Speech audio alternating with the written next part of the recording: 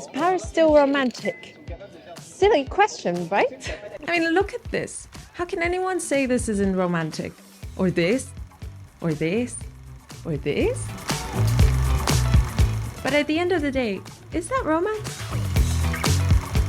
What is romance? No, really. More importantly, what does romance mean to you? Or maybe I'm just overthinking things.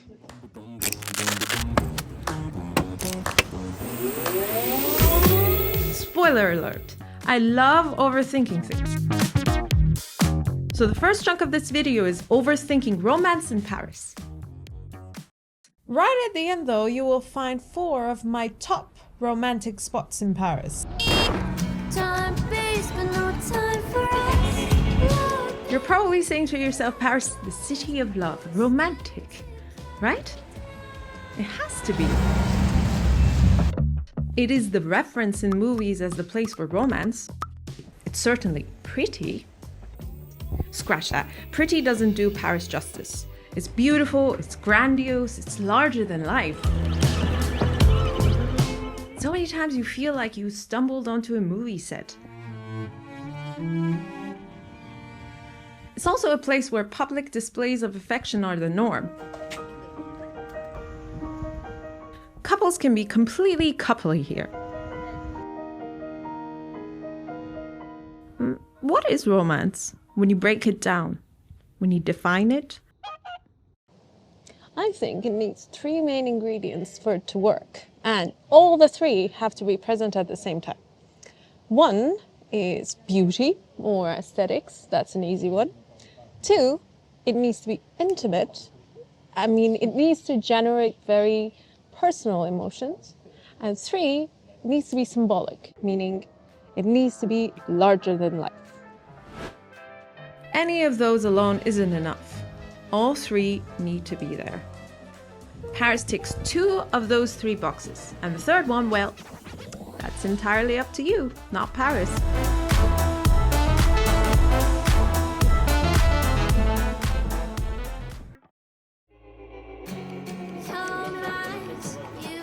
Let me tell you this. Paris has an unfair advantage when it comes to romance. You see, romance started in France. It was the French who invented it, if you like. What's that? How could the French invent something that is just part of human nature? Well, because romance, or at least romance as a literary genre, is a man-made creation, a French creation, started in the 12th century. It was all about courtly tales of love and honor, noble knights and virtuous virgins, and the influence of these tales spread across Europe and around the world. Why, thank you. How can I ever repay you? You've got some lovely horses. Our idea of romance has evolved quite a bit from then, and the word is thrown around a lot these days to mean a broad range of things.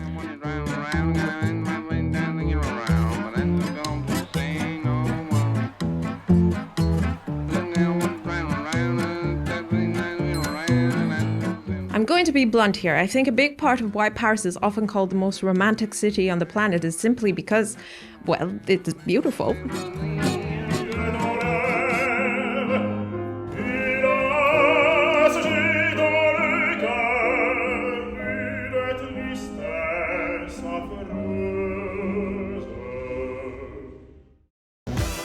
It's almost as if this place was built for Instagrammers. All you need is a plane ticket and you'll find yourself on a stage that is eminently photogenic.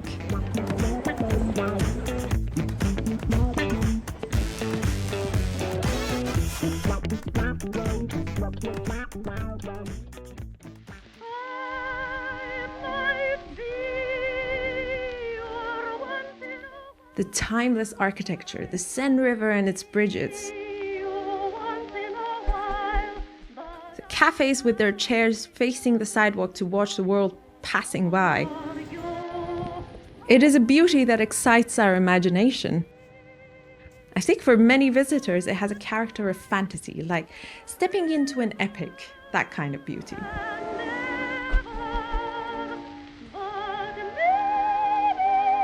I'll admit that for many of us living in Paris, we appreciate that too. We may be shopping in our supermarkets or racing to work on the metro or spending our Saturday mornings cleaning our home. I want to break free. No, too many things. But there's always time for us to get out and to fall under the spell that is Paris's beauty. We're lucky, and we know it. We're proud that so many other people around the world are also able to share that. It's maybe the equivalent of knowing that you're going out with the hottest boyfriend or girlfriend around. But with great beauty comes great responsibility. Our wardrobes may be small, but if you live in Paris, you have to look the part. Honestly, when you're in France, and in Paris specifically, where you are anonymous, what is the point of all of it if you don't use it, if you don't actually enjoy it by dressing however ridiculously as you like? Do your thing. I think that's the most important thing. I mean, I wouldn't dress the way I do with my silly hats right here, for example, with my silly hats when I lived in Costa Rica. But I do that here because, well, it's a look. And everyone will look at you like, oh, that person's got style. They don't think that they look ridiculous. They might, but it's Paris. Everyone looks ridiculous. That's the point. If you have something that you have bought a million years ago on just like that, just for you, and don't ever find a place to wear it, Paris is the place to wear it, truly. Beauty, though, is not romance. Not by itself, it isn't. What's the point in pleasing the eye if the heart is left cold? Emotion is a core pillar of romance. Without it, the whole concept collapses. For romance to kick in, there has to be an intimacy, a very personal connection to a place or a person. Flowers and fancy dinners by themselves aren't romantic unless they have meaning that speaks directly to you. Not anyone else, to you. I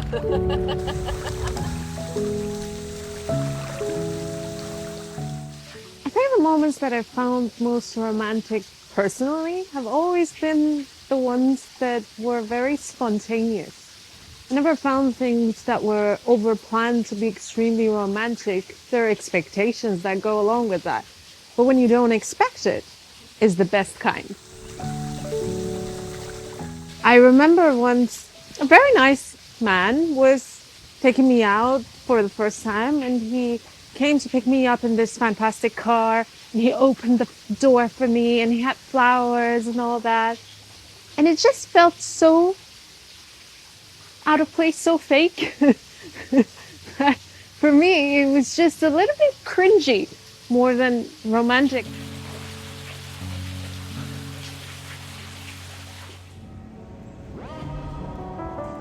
I think when the French think of romance, one element they most look at is literary resonance.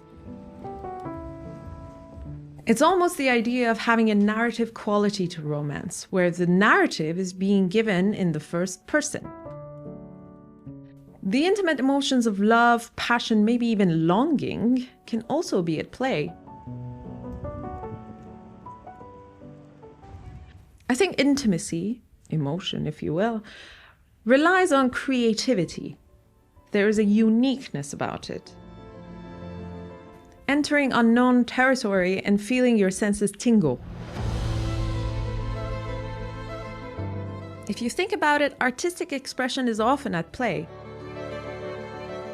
When we think of romantic settings, often works of art like paintings or sculpture or music are involved. The source of artistic expressions that grab us by the heart. There's something I'd like to clear up here. I don't think you need to be in a couple in order to experience the romance of Paris. I mean, it's certainly something people associate with romance, but You may come here with a partner, you might find one here, you might even be doing a solo trip. You can still experience it.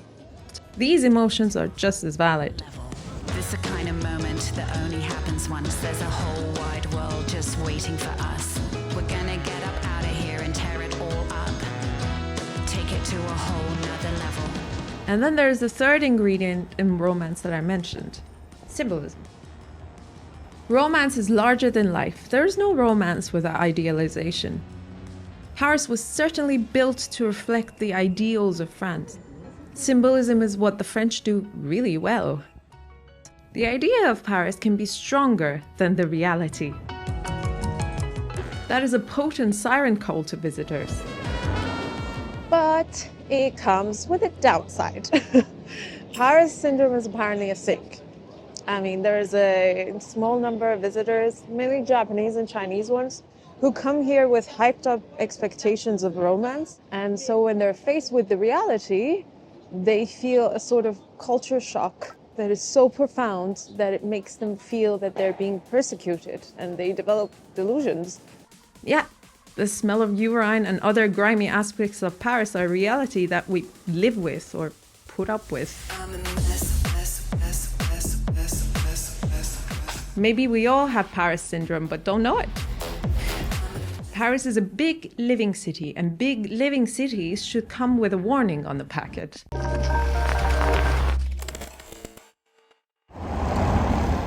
So Paris is beautiful. There's no argument there. But for emotional intimacy, honestly, that's very personal. And it may meet your expectations or it may not. That's really up to you. But what it does have is enough art and creativity that maybe satisfies your heart. 我想你了，然后怎样？ Is Paris still romantic? I think the answer for me is pretty obvious, yes. I made most of my channel about Paris. I really appreciate the beauty of Paris. My heart responds to the emotions that are generated here.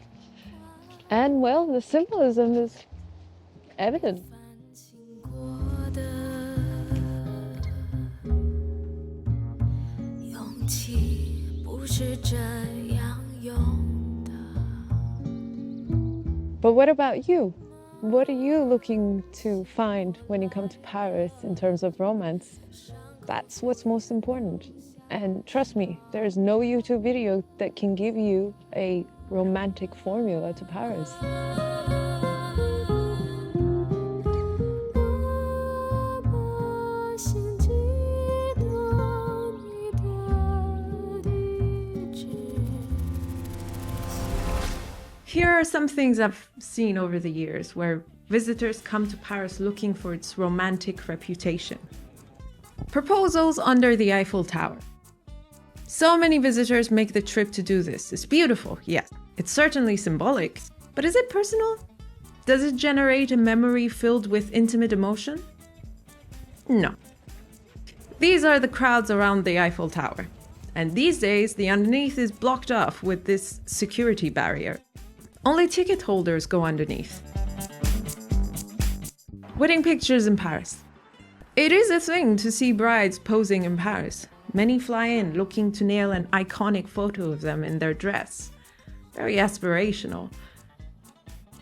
Beautiful? Okay. Iconic? Yes. But not related to their personal lives. Instagram romance. Instagram is great for sharing photos or reels of heightened beauty.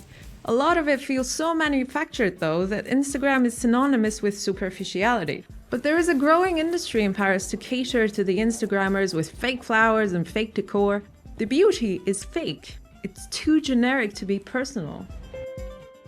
Which is a shame because taking Paris as it is, there is plenty of real beauty and symbolism to go around. And the city is just waiting for you to make your own memories, ones that mean something to you. So here we are with my top romantic spots in Paris. My places because they have meaning for me. It was here that I shared very special moments with a very special person. This is the Bagatelle Gardens. It's one of my favorite places in the world, not just Paris. It always has romance for me, whether I come with a partner, with a book, or even my mom. Not far from there, and still in Bois de Boulogne, there's a lovely lake where I absolutely adore boating. This is one of my favorite places. One time, coming out of the movies, talking about the movie, connecting, we walked by. It was 11 p.m. The sky was this deep blue. There was the lights that was elongating over the river, and it felt like a movie. And here's another one, Jardin des Plantes. I have a very specific memory that's personal to me here. Coming here at the time of closing, the golden hour, there wasn't many people, but there was one 12-year-old-ish boy playing a piece on a piano. Not well, by the way, but I was hand in hand with my person, and it just felt so memorable.